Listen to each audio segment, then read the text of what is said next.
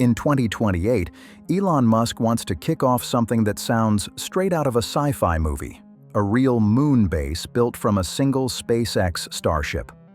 This project, known as Moonbase Alpha, would be humanity's first serious attempt at living beyond Earth, and Musk even stamped it with a bold nickname, ADA City, blending ambition with lunar reality in a very on-brand way.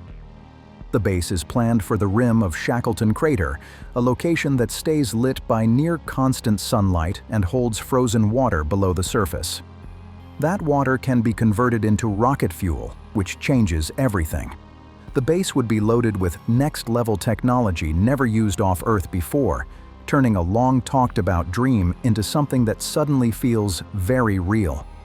This could finally deliver on NASA's decades-old lunar base vision, just without endless meetings and slide decks. So, how does SpaceX pull this off with just one Starship? That's where things get clever.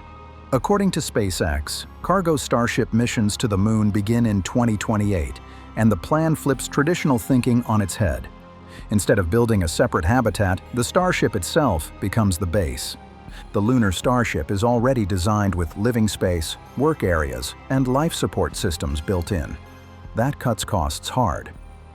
Compare the International Space Station, which cost around $150 billion, to Skylab, which reused a Saturn V rocket stage for a fraction of that price. Same logic, just taken to the Moon.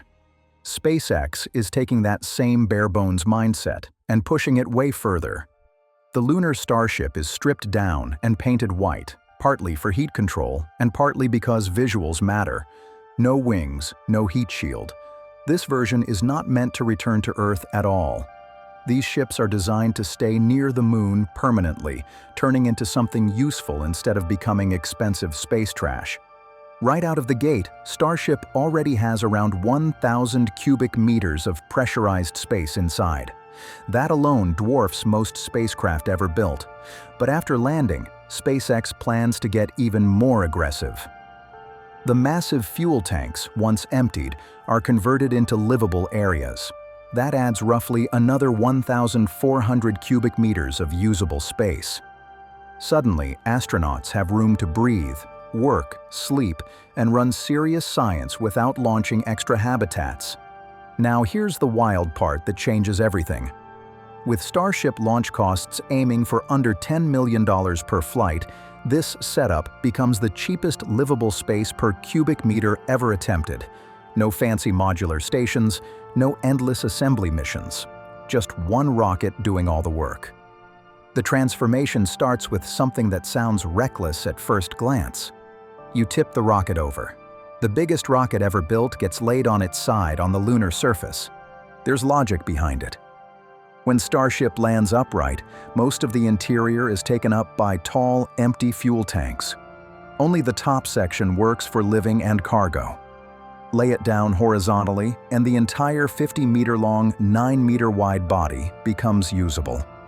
That's the difference between tight quarters and a massive open layout sitting on the Moon.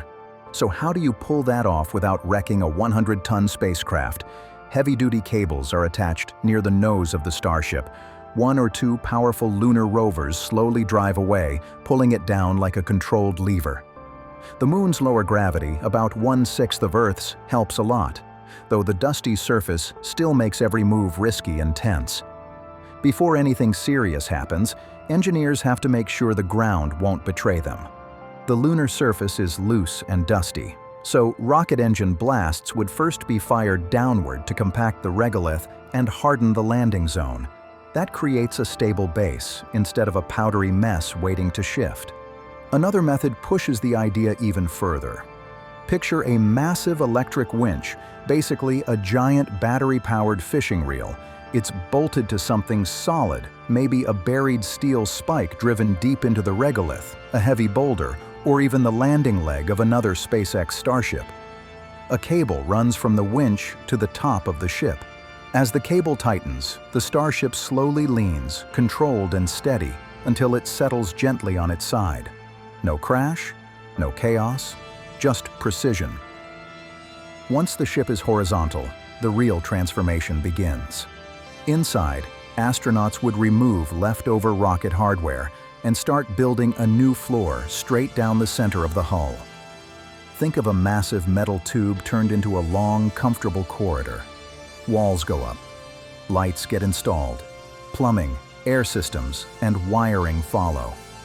Bit by bit, it turns into a real living space. Sleeping areas, workstations, a galley, showers, gym gear, even entertainment screens. A lunar loft staring straight back at Earth. But this is not quick work. Expanding into the fuel tanks adds another 1,400 cubic meters of space, and that process alone could take around 165 workdays. About 60 of those days are spent just modifying the tanks themselves. That's long, exhausting labor in bulky suits, surrounded by fine dust, limited tools, and the constant risk of pressure leaks. That's why robotic helpers start to matter. Machines like Tesla's humanoid robots could handle heavy lifting and precise assembly, reducing risk and speeding things up while astronauts supervise. The final layout stays simple and smart. One long, single-level floor sits about 1/3 up from the base. Storage and equipment access live underneath, while an open ceiling above helps fight off that boxed-in feeling. And unused sections could even be rented out. Private labs, 3D printing bays, early tourism pods, all packed inside retired starships. Now power becomes the next big question, because a lunar base is only as strong as the energy feeding it. On the rim of Shackleton Crater, sunlight barely ever stops, and that changes everything. The power plan for the base is all about non-stop energy and beating the moon's harsh conditions. Massive solar panels would be placed along the rim of Shackleton Crater, angled to catch sunlight that hugs the horizon almost all day. In open space and on the moon, the sun delivers around 1,361 watts per square meter. With no atmosphere to weaken it, high-efficiency panels could realistically generate between 300 and 400 watts per square meter. That's roughly 20 to 25% more output than similar panels on Earth. Most places on the moon suffer from brutal 2-week-long nights. Shackleton's rim is different. It stays lit nearly all the time, which changes the entire game. That steady power could run 3D printers using lunar dust, recharge rovers, transmit live data back to Earth, and even support fueling operations for Starship itself. With systems running continuously, the base could comfortably support 4 to 6 people, scientists, engineers, and mission specialists working without constant shutdowns. Even with near-constant sunlight, backup power still matters. Equipment can fail, small shadows can form. Redundancy keeps people alive. That's where advanced energy ideas come in. A company called Starcatcher is developing systems that redirect intense sunlight using precision lenses. In theory, this could boost power output by up to 10 times when needed. The catch is safety. That much focused light has to be controlled carefully to avoid damaging equipment or harming crew members. Starship alone already provides a surprising amount of interior space, enough for short missions or a small rotating crew.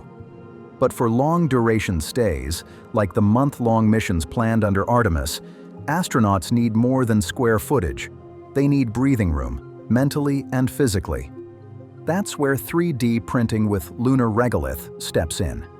Using moon dust as raw material, crews could print new modules right beside Starship. Extra labs, storage units, expanded living areas. These structures could connect directly to the main habitat, forming a hybrid base that grows over time instead of staying frozen in its original shape. Once construction is done and the lights stay on, the mission shifts to survival. Because even the most advanced lunar base won't last long unless it can handle the 2 biggest dangers on the moon: incoming micrometeorites and relentless cosmic radiation.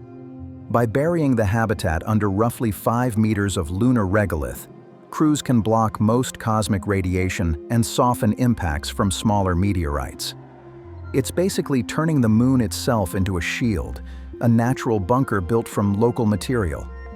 To make this happen, astronauts or autonomous robots would rely on heavy-duty construction gear designed for low gravity. Picture a telescoping lunar crane, similar to a truck-mounted arm fitted with a shovel or clamshell bucket. It scoops up moon soil and carefully spreads it across the Starship's hull, layer by layer, until the entire structure disappears beneath a thick protective blanket. It sounds like a lot of effort, but it's non-negotiable. This step isn't just about survival, it's about learning how to build smart using what's already there. Because the real goal of going back to the moon isn't just planting flags again, it's learning how to live off-world for real. While NASA is locked in on returning astronauts to the lunar surface before China beats them there, Elon Musk is playing a longer game. A permanently crewed lunar science base would say a lot more than repeating what was already pulled off during Apollo. Back in 1969, that mission changed history, no doubt. But in Musk's view, replaying Apollo isn't the target anymore.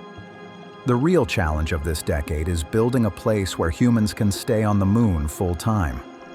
That's a completely different beast. Razor-sharp lunar dust that gets into everything. Long stretches of darkness in most regions. Radiation levels that make Earth's environment look gentle by comparison. No human has walked on the moon since 1972. Apollo 17 still holds the record for the longest stay on the lunar surface, just 3 days. It was a powerful moment, but it was also brief. If humanity wants more than short visits, endurance becomes the real mission. Apollo-style trips proved we could get there. They didn't prove we could stay. Back then, there was no time to mine ice, test habitats, or seriously figure out long-term survival. It was touchdown, collect samples, and get out. Now the mindset has flipped completely. SpaceX and others aren't chasing flag-planting moments anymore. The mission is about learning how to live off-world for real. The moon is basically a brutal training ground, a full-on dress rehearsal for Mars. And here's the wild part. The moon is actually harsher than Mars. No atmosphere, freezing nights, non-stop radiation. If humans can survive and function there, Mars starts looking almost comfortable by comparison. That's where something called in situ resource utilization comes into play. In simple terms, you use what's already there instead of hauling everything from Earth. Lunar soil, or regolith, is loaded with oxygen trapped inside the rocks. Heat it up, run electricity through it, and suddenly you're pulling out breathable oxygen. Lab tests have already proven this works, and that's a massive breakthrough. That oxygen doesn't just keep astronauts alive. It can be turned into liquid oxygen fuel for Starship, meaning ships could refuel on the moon and head home, or push deeper into space. Once that loop is mastered, moon-based missions slash costs and make Mars way more realistic. This stops being science fiction and starts becoming logistics.